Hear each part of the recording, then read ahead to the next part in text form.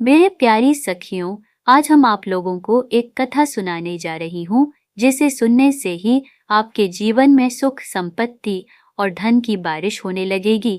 तो चलिए कथा को सुनते हैं, देरी किस बात की।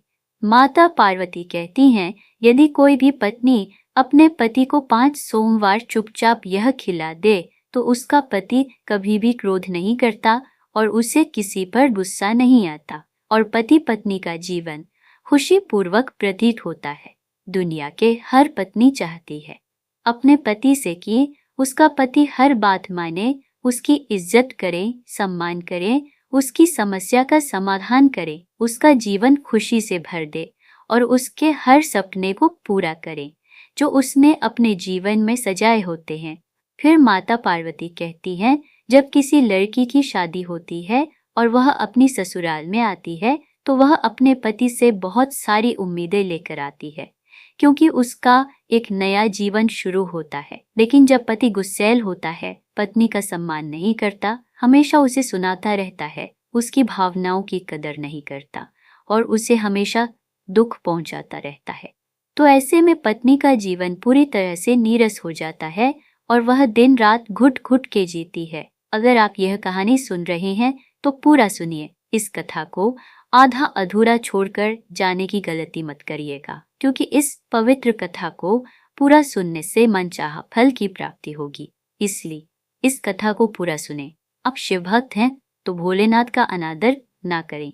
फिर एक बार माता पार्वती ने भगवान शिव से पूछा, प्रभु, मैंने देखा है कि कुछ पुरुष ऐसे होते हैं जो अपनी स्त्रियों का सम्मान नहीं करते, हमेशा उनका अपमान करते रहते हैं और छोटी छोटी बातों को लेकर हमेशा नाराजगी जाहिर करते रहते हैं, जिससे पत्नी का सुख चैन पूरी तरह से छिन जाता है।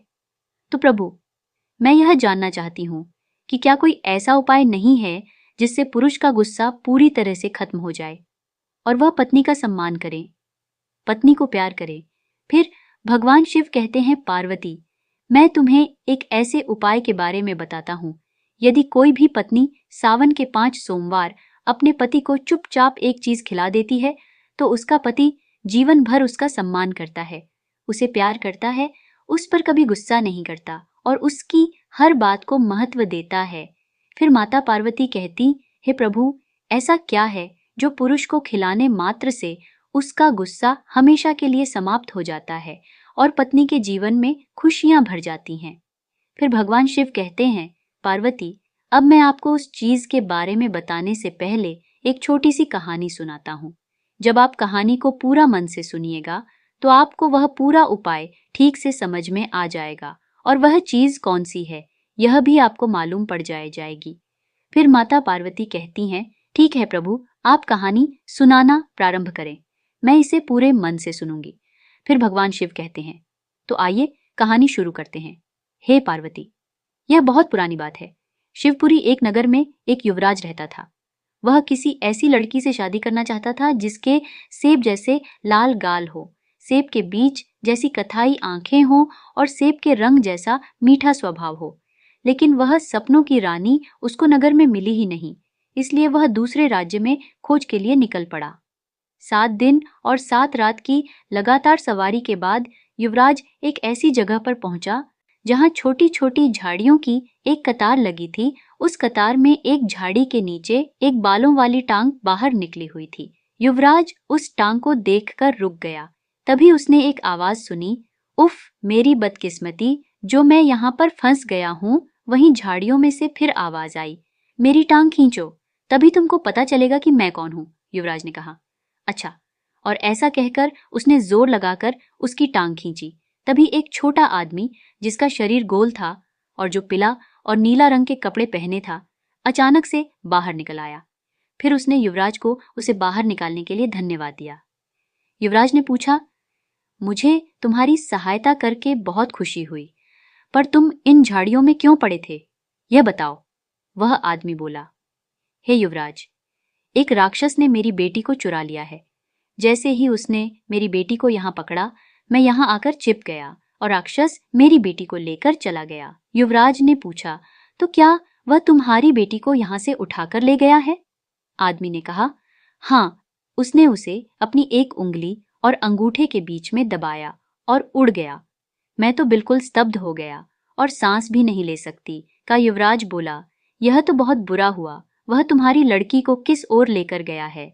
आदमी ने कहा, है युवराज, उसे राक्षस ने मेरी बेटी को उसे बड़ा सा जो खाई है उसके पर जो दरवाजा है उसी में ले गया है। फिर भगवान शिव ने पार्वती से कहा। वहीं जैसे ही उस आदमी ने युवराज को सारी बात बताई तो युवराज ने कहा, खाई के पार बने दरवाजे के उस पार यदि तुम्हारी बेटी को वह राक्षस ले गया है तो तुम चिंता मत करो, मैं तुरंत ही जाऊं और तुम्हारी बेटी को अभी लेकर आता हूं। मगर एक बात बताओ, तुम्हारी बेटी देखने में कैसी है? यदि मुझे यह मालूम पड़ जाएगा कि तुम्हारी बेटी कैसी दिखती है तो मुझे पहचानने में आसानी होगी और मैं तुम्हारी बेटी को वापस ला सकूंगा। युवराज की बात सुनकर वह आदमी कहने लगा, हे युवराज, मेरी बेटी के गाल सेब जैसे लाल हैं, आंखें सेब के बीज जैसी कथई है और उसकी मुस्कान सेब के रस जैसी मीठी है। फिर भगवान शिव ने पार्वती से कहा, इधर युवराज को भी ऐसी ही लड़की की खोज थी। फिर तो युवराज उस आदमी की बात सुनते ही रुका नहीं और कहने लगा, अब तुम चिंता मत करो, मुझे भी ऐसी ही लड़की की तलाश थी। इस प्रकार युवराज तुरंत ही अपने घोड़े पर सवार हो गया और उस लड़की की खोज में दौड़ पड़ा। चलते चलते युवराज दूर जंगल में निकल गया, मगर राक्षस का ठिकाना नहीं ढूंढ सका। फिर वह परेशान होकर एक सरोवर के किनारे सोच विचार में बैठ गया। तभी संयोग से घूमते घूमते उसी सरोवर के किनारे एक साधु आ जाते हैं जो विष्णु भगवान के उपासक थे। जब साधु ने युवराज को बहुत ज्यादा चिंता में देखा तो उन्होंने पूछा, क्या बात है युवराज, इतनी चिंता में क्यों हो? आखिरकार क्या समस्या है? साधु की बात सुनकर युवराज ने बताया, महाराज, एक राक्षस यहाँ कहीं जंगल में रहता है और वह एक लड़की को उठाकर अपने साथ ले गया है। मुझे वहां तक पहुंचना है, मगर मैं कैसे पहुंचूं? मैं उसका ठिकाना ढूंढ ढूंढ कर परेशान हो गया हूं, लेकिन मुझे राक्षस का ठिकाना नहीं मिल सका। इसलिए मैं सोच विचार में बैठा हूं कि मुझे क्या करना चाहिए। फिर भगवान शिव कहते हैं, हे पार्वती, इस प्रकार युवराज की बात सुनकर साधु ने दिव्य दृष्टि से देखा कि उस राक्षस का ठिकाना कहां पर है। साधु ने युवराज को देखकर कहा, युवराज, मैं तुम्हें उस राक्षस का ठिकाना बताता हूं, लेकिन एक बात ध्यान रखना, जब तुम राक्षस के पास जाओगे तो तुम्हें कई समस्याओं का सामना करना पड़ेगा। अब मैं तुम्हें बताता हूं कि तुम्हें किन समस्याओं से गुजरना पड़ेगा। जब तुम राक्षस के ठिकाने पर पहुंचोगे तो सबसे पहले तुम्हें एक गुस्सैल कुत्ता मिलेगा, लेकिन ध्यान रहे वह असल में कुत्ता नहीं बल्कि एक राक्षस है जो कुत्ते के रूप में पहरेदारी करता है। यदि कोई उस गुप्त स्थान पर जाने की कोशिश करता है तो वह कुत्ता उस पर हमला कर देता है और उसे खत्म कर देता है। फिर जब तुम और आगे बढ़ोगे तो तुम्हें एक जादूगरनी मिलेगी। उसे किसी इंसान को देखते ही इतना गुस्सा आता है कि वह गुस्से से लाल हो जाती है और सामने वाले इंसान को मारकर खा जाती है। और जब तुम और आगे बढ़ोगे तो तुम्हें एक दरवाजा मिलेगा और खुशी खुशी तुम्हें आगे जाने का रास्ता देंगे और मित्रवत व्यवहार करेंगे। फिर भगवान शिव ने पार्वती से कहा। साधु की बात सुनकर युवराज ने जंगल से उस चीज की व्यवस्था की जो साधु ने बताई थी और उसे लेकर राक्षस के ठिकाने पर पहुंच गया। युवराज हवा की गति से भाग रहा था कि एक कुत्ते का घर आया। कुत्ता अपने घर से निकलकर भौंकने लगा। युवराज, तुम कहाँ जा रहे हो?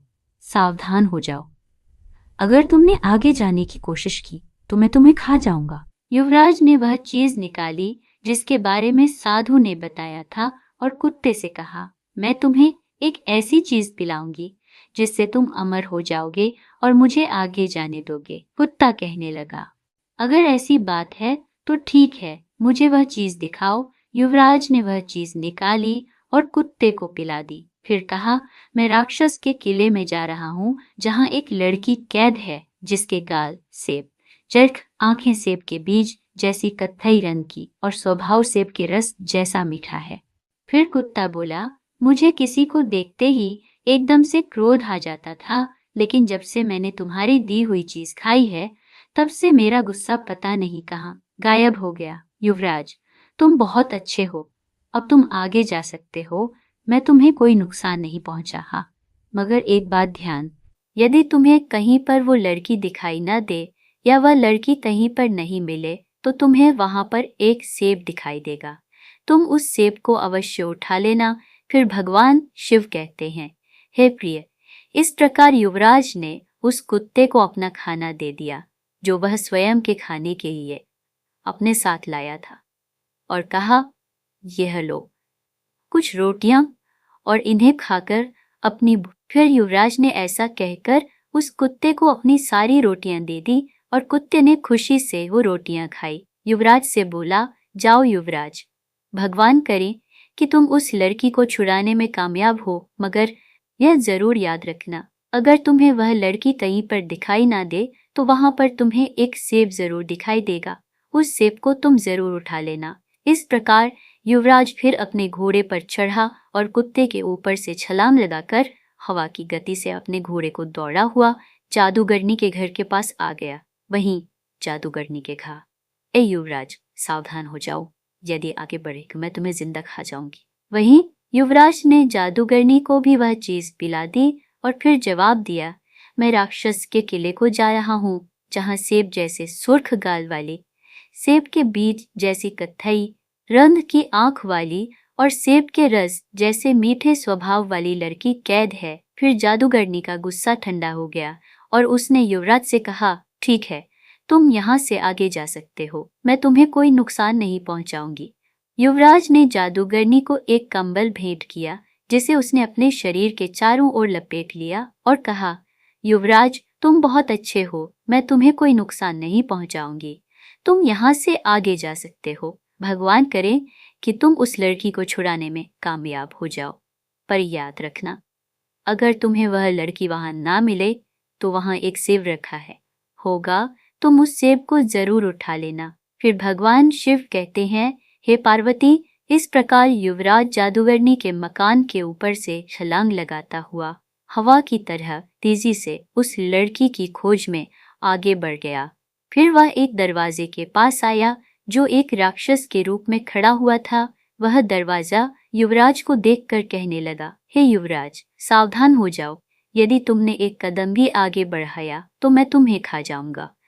युवराज ने उस राक्षस को भी वह चीज पिला दी और उसका गुस्सा शांत कर दिया और वो कहा, मैं राक्षस के किले को जा रहा हूँ जहाँ एक लड़की कैद है जिसके गाल सेब जैसे सुर्ख हैं, आंखें सेब के बीज जैसी कथाई रंग की हैं और स्वभाव सेब के रस जैसा मीठा है। फिर दरवाजे ने कहा, मेरा गुस्सा पता नहीं कैसे शांत हो गया, तुम बहुत अच्छे युवराज हो, अब मैं तुम्हें रास्ता देता हूँ, तुम आगे जा सकते हो।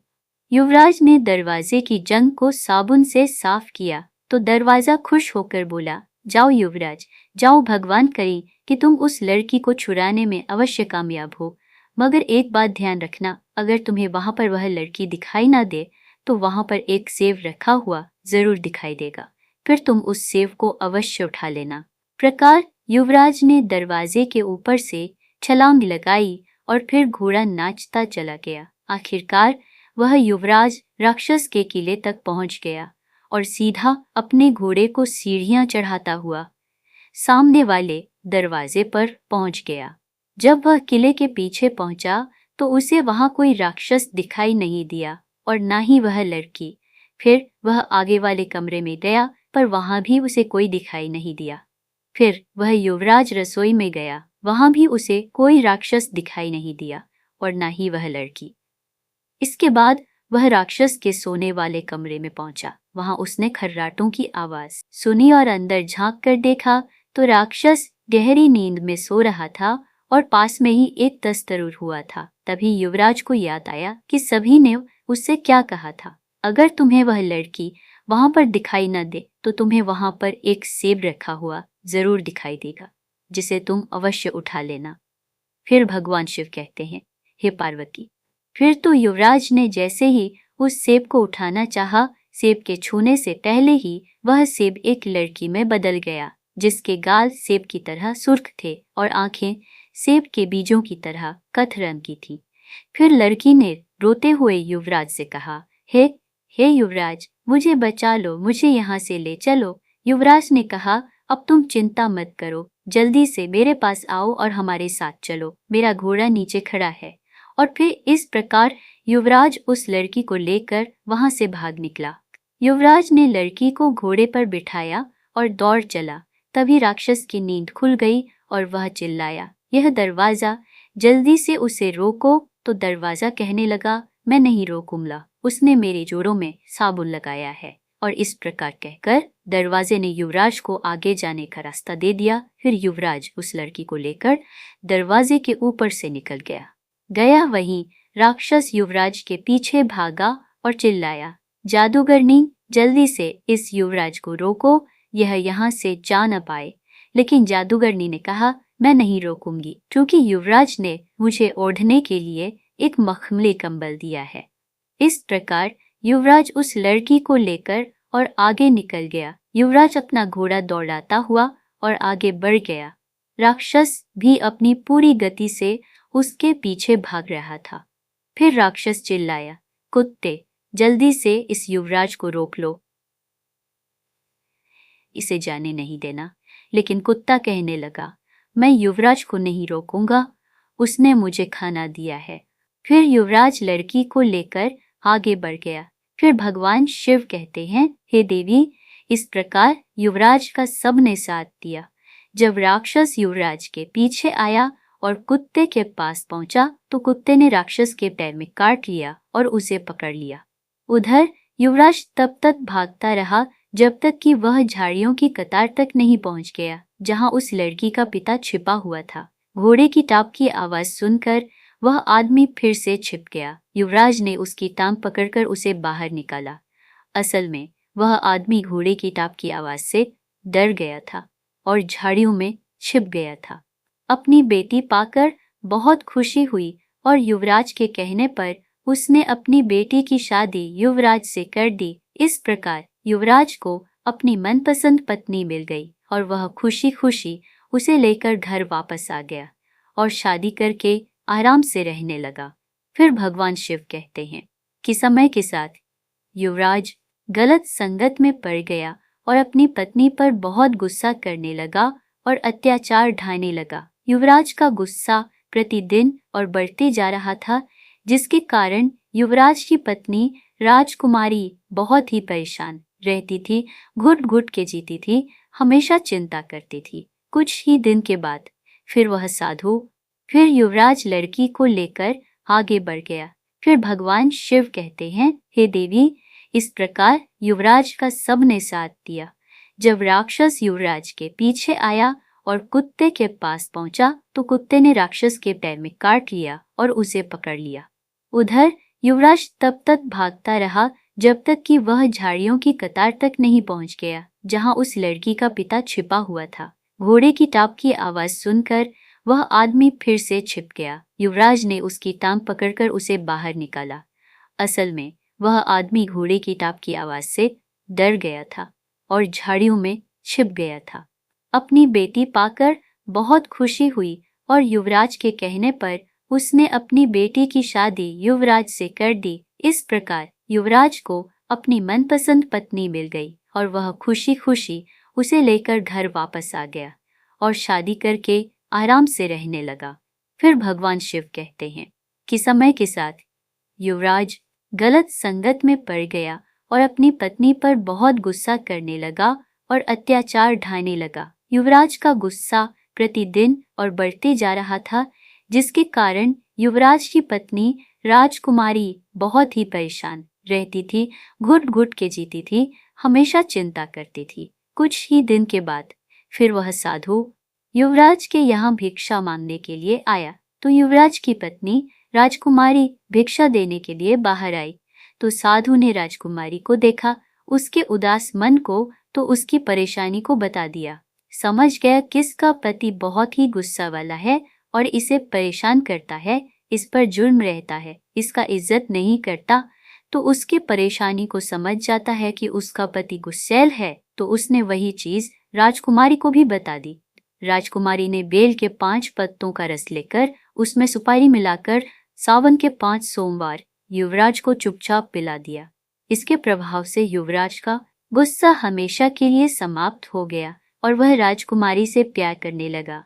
अंत में माता पार्वती कहती हैं कि जो भी स्त्री बेल के पत्तों को सावन के 5 सोमवार सुपारी में मिलाकर अपने पति को चुपचाप पिला देती है, उसके पति का गुस्सा हमेशा के लिए समाप्त हो जाता है।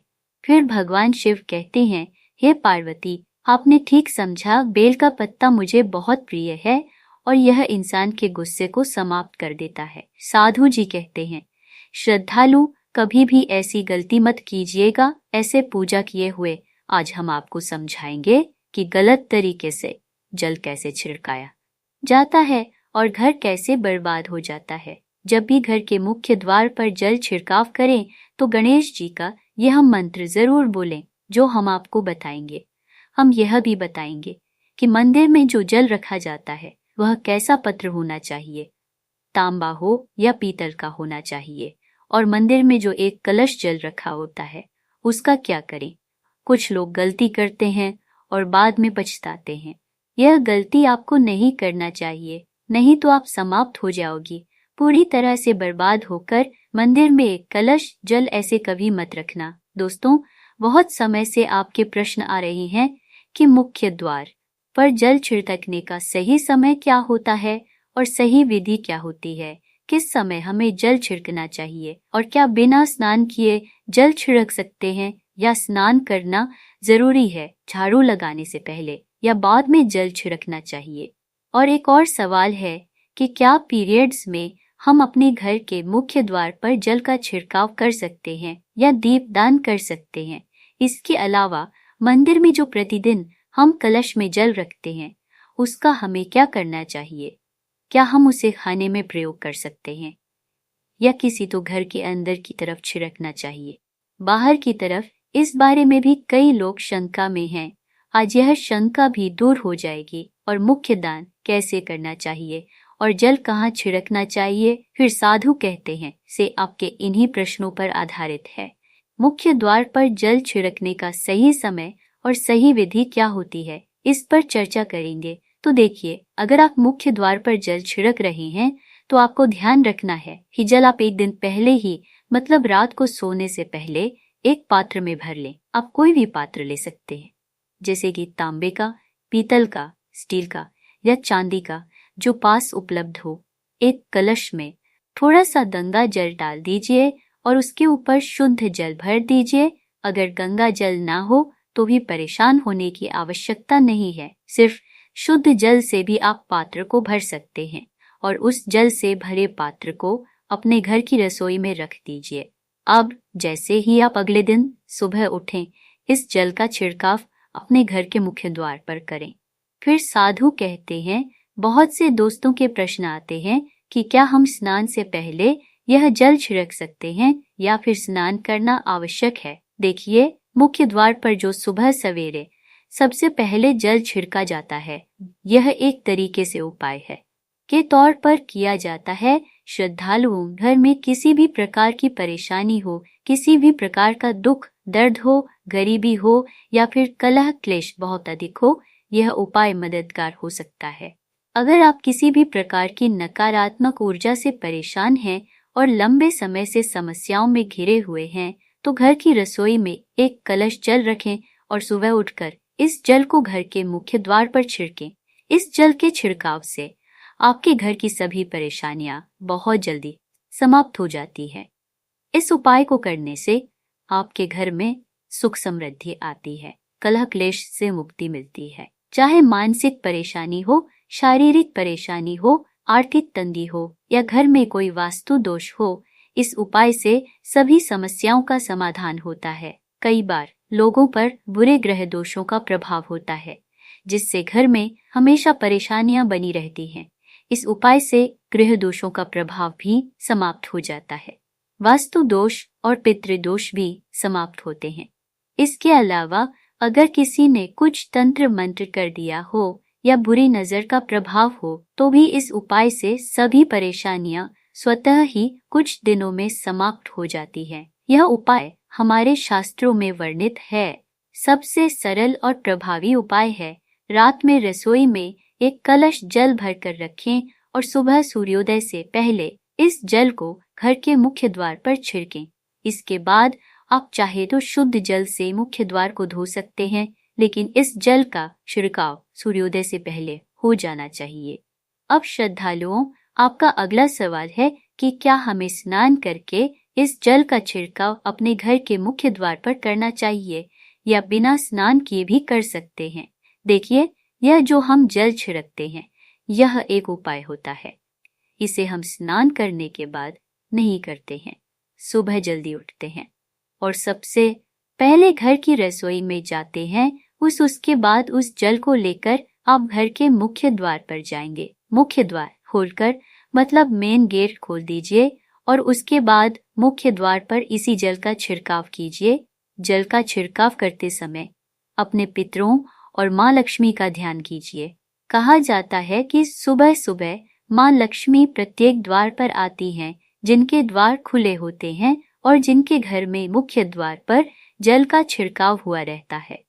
वहां माँ लक्ष्मी प्रवेश करती हैं, तो माँ लक्ष्मी का ध्यान कीजिए और प्रार्थना कीजिए, हे माँ लक्ष्मी, आप मेरे घर में प्रवेश करें, मैं आपका स्वागत करने के लिए तैयार हूँ। इसके बाद अपने पितरों का ध्यान कीजिए, क्योंकि हमारे घर की दहलीज पर पितरों का वास माना जाता है। जब आप दहलीज पर जल के छींटे देते हैं तो आपके पितर बहुत प्रसन्न होते हैं और उनका आशीर्वाद भी आपको प्राप्त होता है। तो सुबह जल छिड़कने के लिए स्नान करने की आवश्यकता नहीं है, आप बिना स्नान किए भी यह कर सकते हैं। श्रद्धालुओं, अब आपके अगले प्रश्न का उत्तर देते हैं कि झाड़ू लगाने से पहले या बाद में जल का छिड़काव करना चाहिए। मैंने पहले बताया था, उठने के बाद सबसे पहला कार्य जल का छिड़काव करना है। उसके बाद आप झाड़ू लगा सकते हैं। जब हम सोकर उठते हैं तो सबसे पहले बिस्तर पर बैठे हुए ही अपनी दोनों हथेलियों को जोड़कर माँ लक्ष्मी और 5 देवताओं का ध्यान करें। माँ दुर्गा, भगवान शिव, भगवान विष्णु, गणपति और सूर्य देवता। हथेलियों को देखते हुए कराग्रे वस्ते लक्ष्मी, कर मध्य सरस्वती, कर मूल्यतः ब्रह्मा प्रभाते कर दर्शन मंत्र का उच्चारण करें। इसके बाद दोनों हाथ जोड़कर सभी देवी देवताओं को प्रणाम करें और धरती को छूकर प्रणाम करें। फिर अपना दाहिना पांव धरती पर रखें। इसके बाद रसोई में जाकर जल ले और मुख्य द्वार पर जल का छिड़काव करें। माँ लक्ष्मी और अपने पितरों का ध्यान करें। फिर अपने घर में आकर बाकी के कार्य करें, जैसे झाड़ू लगाना और स्नान करना। अगर आप मुख्य द्वार की सफाई करना चाहते हैं तो पहले रसोई में रखा जल छिड़कें और फिर झाड़ू लगाकर पानी डालकर मुख्य द्वार की अच्छे से सफाई करें। कई लोगों ने पूछा है कि अगर हम फ्लैट या किराए के एक कमरे में रहते हैं तो जल का छिड़काव और दीपदान कहाँ करें और मुख्य द्वार किसे माने। देखिए, जहाँ आपका नेम प्लेट लगा है वहीं आपका मुख्य द्वार है, उसी स्थान पर दीपदान करें और जल का छिड़काव करें। अगर आपके पास एक ही कमरे का मकान है तो कमरे के दरवाजे पर ही जल छिड़क और दीपदान करें। मुख्य द्वार से जुड़े उपाय आप अपने कमरे के दरवाजे के पास ही करें। अब सवाल है, क्या महिलाएं पीरियड जब होती हैं तब उस समय जल का छिड़काव कर सकती हैं? ये दीप वगैरह जल सकती है या नहीं? जल का छिड़काव पीरियड्स में भी कर सकते हैं, इसमें कोई समस्या नहीं है। लेकिन दीपदान कार्मिक पूजा में आता है, जिसे शुद्ध होकर ही करना चाहिए, मतलब पीरियड समाप्त होने के बाद ही करें। मंदिर में जल रखना बहुत आवश्यक है, क्योंकि जल सभी प्रकार की ऊर्जा को अवशोषित करता है। पूजा पाठ और मंत्रों का जप करते समय यह जल महत्वपूर्ण होता है। इसलिए घर के मंदिर में एक कलश जल और दीपक प्रज्वलित करना चाहिए। यह अग्नि और जल का संतुलन बनाता है। देखिए, जब हम सुबह की पूजा करते हैं तो उस समय जल रखा जाता है। अगले दिन जब आप पूजा करने जाते हैं, स्नान आदि करने के बाद सबसे पहले उस जल का उपयोग करें। आप उस जल का पूरे घर में छिड़काव करें, जिससे आपके घर का शुद्धिकरण हो जाता है, क्योंकि वह जल बहुत ही सकारात्मक ऊर्जा से भरा होता है। इससे कई बीमारियां स्वतः ही दूर हो जाती हैं। मंदिर में रखा जल को छिड़का घर में आए मुख्य द्वार पर छिड़काव करने से नकारात्मक ऊर्जा घर में प्रवेश नहीं करते हैं या भूत प्रेत या बुरी नजर किसी का नहीं लगता है। अगर आप नियमित रूप से उस जल का छिड़काव करते हैं तो निश्चित ही आप परेशानियों से मुक्ति पा सकते हैं। इसके अलावा अगर घर में कोई बीमार है तो आप इस जल को उसे पीने के लिए दे सकते हैं। यह जल इतना शक्तिशाली होता है कि इसे पीने से बड़ी बड़ी बीमारियों से भी धीरे धीरे राहत मिलने लगती है। कई बार ऐसा होता है कि लोग पूछते हैं कि हम दवाई तो ले रहे हैं लेकिन उसका कोई असर नहीं दिखता। ऐसे में अगर दवाई के साथ साथ मंदिर का जल पीने को दिया जाए तो दवाइयाँ बहुत अच्छी तरह से काम करने लगती हैं। अगर परिवार में बहुत अधिक कलह और क्लेश रहता है, आपस में सामंजस्य नहीं बनता और हर बात पर मतभेद होता है, तो परिवार के सभी सदस्य इस जल को थोड़ा थोड़ा पीने लगे। धीरे धीरे विचारों में परिवर्तन आने लगता है, सकारात्मक विचार आने लगते हैं और आपस में समन्वय होने लगता है। घर से कलह, क्लेश और मतभेद हमेशा के लिए समाप्त हो जाते हैं। मंदिर में रखे हुए जल का अगला उपाय यह है कि अगर आप कोई दुकान या व्यापारिक स्थल चलाते हैं तो प्रतिदिन इस जल में से थोड़ा सा जल लेकर दुकान या व्यापारिक स्थल पर छिड़काव करें। इससे आपका काम बहुत अच्छा चलता है और किसी भी प्रकार की परेशानी नहीं आती। जैसा मैंने बताया, यह जल बहुत पावरफुल और पॉजिटिव होता है। मंदिर में रखा एक कलश जल पावरफुल और सकारात्मक ऊर्जा से भरा होता है। फिर साधु कहते हैं, आइए जानते हैं क्यों जल अमृत, मीठे फल, भोजन, अनाज से भी बढ़कर माना जाता है। देवी देवता आपके दिए हुए इसी जल को ग्रहण करते हैं। मंदिर में एक कलश जल रखना उतना ही जरूरी है जितना आप सुबह, दोपहर और शाम का भोजन करते हैं। जब हम भगवान की पूजा करते हैं तो तांबे या पीतल के पात्र में एक कलश जल अवश्य रखते हैं। यह जल सागर का प्रतीक होता है और यही सागर आपकी नवा पार लगाता है। मंदिर में एक कलश जल रखने का एक और कारण यह है कि जो लोग भगवान को रोज भोजन नहीं करा सकते, वे मंदिर में एक लोटा जल रखते हैं ताकि भगवान इसे ग्रहण करें और यह जल प्रसाद के रूप में हो। अगले दिन सुबह आप इसे प्रसाद समझकर ग्रहण कर सकते हैं। लेकिन ध्यान रहे, मंदिर में रखा कलश जल कभी भी तुलसी में अर्पित नहीं करना चाहिए। इसके लिए आप अलग से तांबे के त्र से तुलसी में जल अर्पित कर सकते हैं, क्योंकि यह जल सभी देवी देवता ग्रहण करते हैं, इसलिए तुलसी में डालना वर्जित है। अगर आपके घर में लड्डू गोपाल या राधा कृष्ण हैं और आप उनके लिए एक कलश जल अर्पित करते हैं तो आप अगले दिन सुबह वह जल तुलसी में चढ़ा सकते हैं। मंदिर में रखा एक कलश जल अगले दिन सुबह अपनी आंखें धोने के लिए भी उपयोग कर सकते हैं। इससे आंखों की रोशनी बढ़ती है और आंखों की बीमारियां दूर होती हैं। शास्त्रों के अनुसार जो लोग मंदिर में एक कलश जल नहीं रखते, उनके घर में अकाल पड़ जाता है, घर कंगाल हो जाता है, बर्बाद हो जाता है, परिवार में मुसीबतें आ जाती हैं और गरीबी का आगमन हो जाता है। आप चाहे तो एक कलश जल में पुष्प आदि डालकर रख सकते हैं, यह बहुत ही शुभ माना जाता है। मंदिर में रखा जल और क्या क्या कर सकता है, आइए जानते हैं। तो इस जल का छिड़काव करने से कई समस्याएं खुद बखुदा पर किसी की नजर लगी है। बहुत से लोग पूछते हैं कि हमारे काम को किसी ने बांध दिया है, मतलब किसी की बुरी नजर ऐसी लग गई है कि पहले तो दुकान बहुत अच्छी चलती थी, अब नहीं चल रही है। तो आप इस उपाय को आजमा सकते हैं। निश्चित ही बहुत जल्द आपको परेशानियों से मुक्ति मिल जाती है और आपके व्यापार में दिन दुगनी रात चौगुनी तरक्की होती है।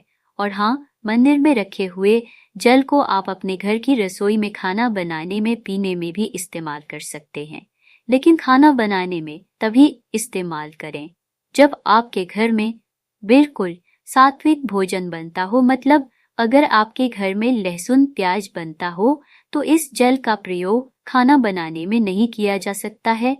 फिर आप इस जल को थोड़ा थोड़ा परिवार के सदस्य मिलकर ग्रहण कर सकते हैं और बचे हुए जल को अपने घर में पौधों में डाल सकते हैं। तो देखिए, ऐसा नहीं है कि मंदिर पर रखा हुआ जल बेकार होता है, किसी काम का नहीं होता है। इस जल के बहुत सारे उपयोग होते हैं और वैज्ञानिक तौर पर जब पानी और तांबे का मिलन होता है तब वह पानी अमृत हो जाता है। इस पानी को पीने के बाद यानी कॉपर वाले पानी को शरीर के लिए अत्यधिक गुणवान और बलवान माना जाता है, इसलिए आप यह जल पिएं, लेकिन यह तांबे के कलश में ही होना चाहिए। अगर हम सही तरीके से इसका प्रयोग करें तो अपने जीवन की बहुत सारी परेशानियों का समाधान मात्र इस एक कलश जल से कर सकते हैं। ध्यान रखें कि मंत्रों से अभिमंत्रित जल बहुत महत्वपूर्ण और शक्तिशाली होता है। हमारे घर के मंदिर पर रखा हुआ जल देवताओं का आशीर्वाद होता है, क्योंकि वह पूरे समय देवताओं के पास रहता है। उस जल में हर प्रकार की सकारात्मक शक्ति समाहित होती है। अगर हम इस जल का सही तरीके से प्रयोग करें, जैसे कि इसे पीने में, खाना बनाने में या घर में छिड़काव करने में, तो इससे हमारी समस्याओं का समाधान होता है। अगर कोई भी कार्य नियमित तौर पर मतलब प्रतिदिन किया जाता है तो उसका हमें लाभ प्राप्त होता है। कभी कभी करने पर उतना लाभ नहीं मिलेगा, लेकिन अगर आप नियम बना लेंगे कि हर रोज उसी जल से घर में छिड़काव करना है, घर के प्रत्येक व्यक्ति को थोड़ा थोड़ा पीने के लिए देना है, बचे हुए जल को पौधों में डालना है, दुकान पर छिड़कना है, अपने घर के व्यापारिक स्थल पर छिड़काव करना है, बच्चों की किताबों पर और अपने घर की तिजोरी में हर जगह इस जल का छिड़काव करना है और नियमित तौर पर करना है, तो चमत्कार आपको निश्चित ही देखने को मिलेगा। इसी प्रकार से जो रसोई में रखा हुआ जल होता है उसका छिड़काव अपने घर के मुख्य द्वार पर कीजिए, तो इसका भी आपको लाभ बहुत ही शीघ्र दिखाई देगा। लेकिन इसे अपने रूटीन में शामिल करना होगा और प्रतिदिन नियम से यह कार्य करना होगा, तभी आपको लाभ देखने को मिलेंगे। और हाँ, कई लोग पूछते हैं कि मंदिर में रखा हुआ जल जब हम अगले दिन उठाते हैं तो उसमें कभी कभी कीड़े मकोड़े पड़ जाते हैं, क्योंकि वह खुला होता है। तो क्या हम उसे ढक सकते हैं? जी हाँ, बिल्कुल ढक सकते हैं। जब आप सुबह पूजा करते हैं तो पूजा और मंत्र उच्चारण के दौरान जल को खुला रखें। उसके बाद जब आप पूजा समाप्त कर ले तो जल को किसी प्लेट या कटोरी से ढक दें। फिर जब अगले दिन उस जल को उठाएंगे तो वह बिल्कुल शुद्ध और साफ सुथरा होगा और आप उसका प्रयोग किसी भी कार्य में कर सकते हैं। श्रद्धालुओं, जब भी आप घर के मुख्य द्वार पर जल का छिड़काव करें तो गणेश जी का यह मंत्र जरूर बोले, ओम गणपत नमः। और जो हमने आपको बताया है उसे ध्यानपूर्वक समझकर अपने घर के मुख्य द्वार पर जल का छिड़काव करें। हे माता लक्ष्मी, उसकी गरीबी दूर कर देना और उसे भाग्य का साथ देना। जय माता लक्ष्मी। इतना कहकर भगवान शिव इस कथा को समाप्त करते हैं। इस वीडियो को बोलते समय कोई त्रुटि हो तो मैं क्षमा चाहती हूँ।